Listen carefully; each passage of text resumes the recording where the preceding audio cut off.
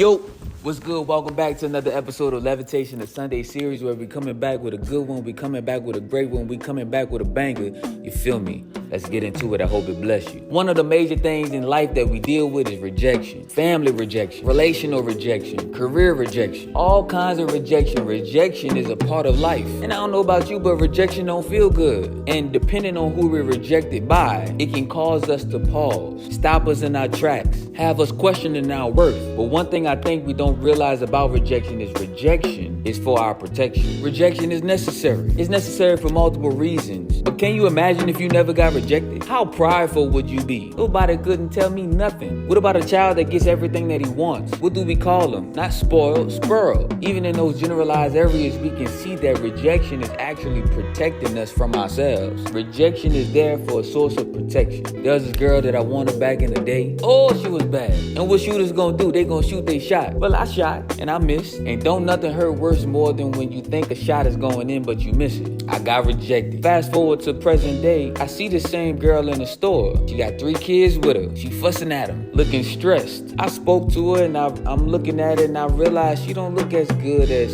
she once did. After I left the store, I went on Facebook to check and see how much she has changed. And when I went to her page, I saw the old photos and I saw the new photos and I realized nothing really changed about her. I changed. My attractions changed. What I found attractive as an immature young man is not what I find attractive now. So it wasn't her that I needed protection from, but it was from my own self. And that's when I realized, oh, that rejection was for my protection. Because what God has for you will be for you. So if he allows you to get rejected, it wasn't for you in the first place. That sounds nice, but we need Bible. Okay, I got you. Genesis chapter 37, starting at verse 5, it says, one night Joseph had a dream, and when he told his brothers about it, they hated him more than ever. If you skip down, it says his brother responded, so you think you would be our king, do you? Do you actually think you will reign over us? And they hated him all the more because of his dreams and the way he talked about them. I did a previous episode about Joseph and the whole story about how they sold him into slavery and how he got promoted from slavery to the second at hand and then got sent to prison, then became Pharaoh's second-hand man. The reason why he becomes Pharaoh's second-hand man is because he advises Pharaoh about a famine that's about to take place. And in order to protect Egypt, he tells Pharaoh what he should do in order to store up food for when the famine comes. In the process of maintaining Egypt, Joseph's family had to come to Egypt in order to get food during the famine. So Joseph's brothers had to come to Joseph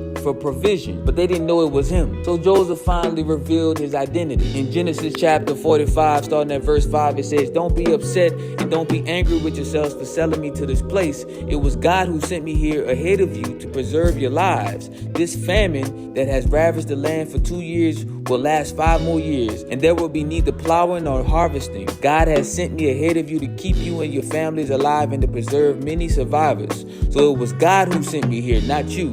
And he is the one who made me an advisor to Pharaoh, the manager of his entire palace and the governor of all of Egypt. If Joseph's brothers wouldn't have rejected him, Joseph would have never been in position to provide the food for Joseph's family. So Joseph's rejection was actually not only for Joseph's protection, but the very people who rejected him protection. So we know that we can count on God and actually embody the verse of Romans 8:28 when he says, and we know that God causes everything to work together for the good of those who love God and are called according to his purpose for them. We can put our weight on that. And if we put our weight on that, whatever we get rejected by a love interest, by family members, by a career, a job opportunity, rejected getting into a school, whatever we get rejected by, we can have faith and know that, oh, that rejection is for my protection. So instead of getting stopped in our tracks, instead of getting depressed, instead of doubting ourselves and our worth, now we can actually feel more comfortable,